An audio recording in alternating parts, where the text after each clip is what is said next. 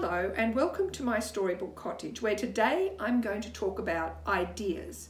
People often ask me where I get my ideas from, and there are times when I just see something that's so full of colour or drama or humour that it triggers a story.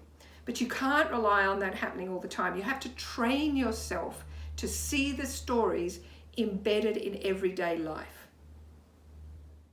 For instance, the other day I was going for a bushwalk and I was admiring the scribbly barks. For anyone who isn't Australian, they're trees covered in weird scribbles made by insects, and May Gibbs, an Australian author-illustrator, turned them into a kind of fairy writing in her books about the gumnut babies Snugglepot and Cuddlepie. But then it occurred to me, you could have a story where someone tries to pass on secrets with scribbly bark graffiti that almost can't be distinguished from the real thing.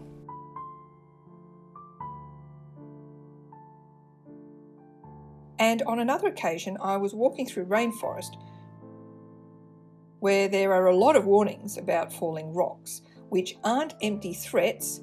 As you keep seeing the further you go, there have been a lot of rockfalls, culminating in this rather old one.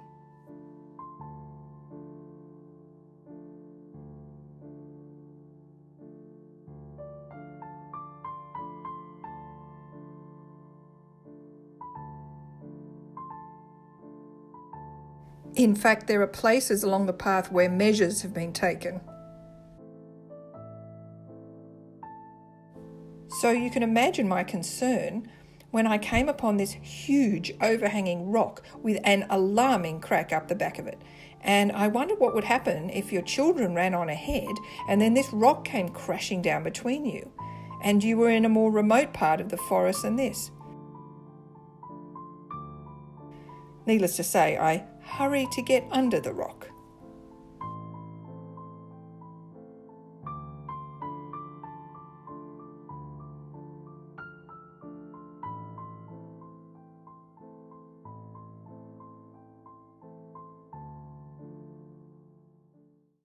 Another, even better place to look for ideas is the Lura Village Fair, which takes place every spring.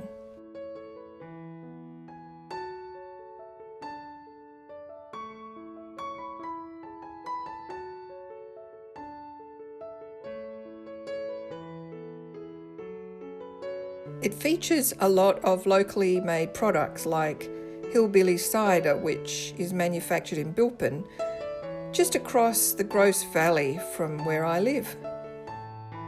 And there's gin made in Katoomba and locally made candles.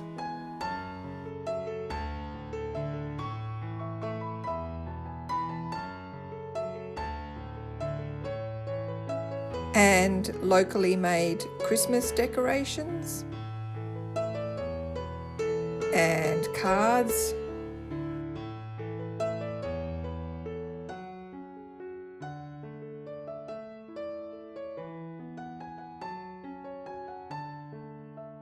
And some wonderful tea towels.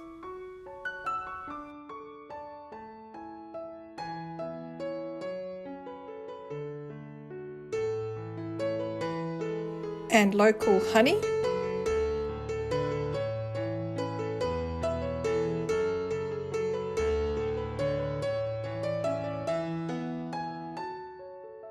And the most amazing stuff constructed out of recycled cutlery, again made by hand in the Blue Mountains.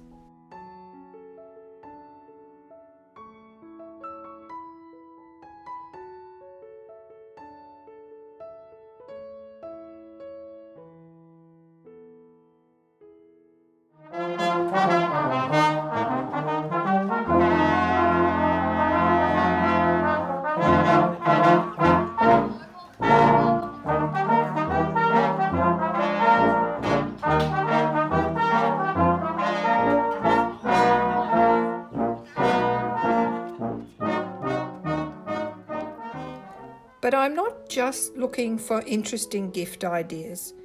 As always, I'm keeping an eye out for any ideas I might get for stories. There's a free face painting store here, and it makes me wonder what would happen if you had your face painted by an actual fairy and you couldn't get the face paint off and it turned you into something else. There's a lot of magic at this fair. Like, what would happen if you found someone or something trapped inside one of these snow globes? Or these sand bottles? And then there are these beautiful plants which kind of look like cute little aliens that can talk and get up and walk around.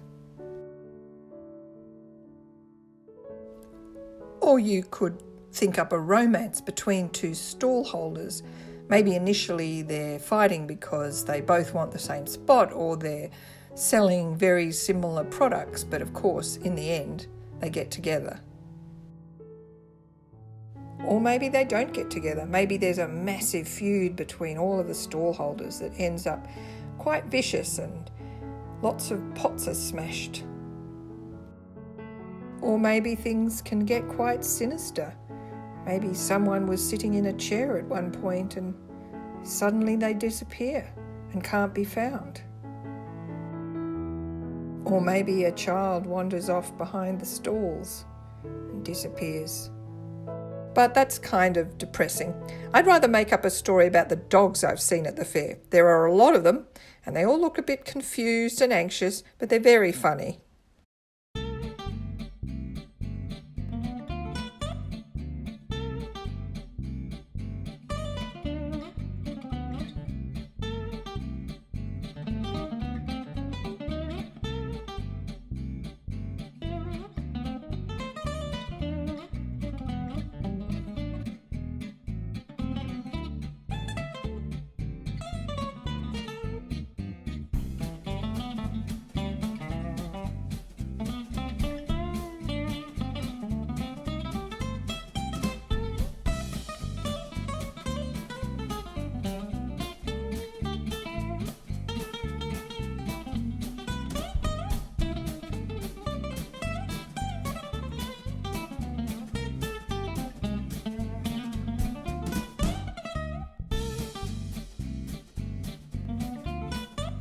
I love the way this one's a very musical dog. As is this one. He can't take his eyes off that singer.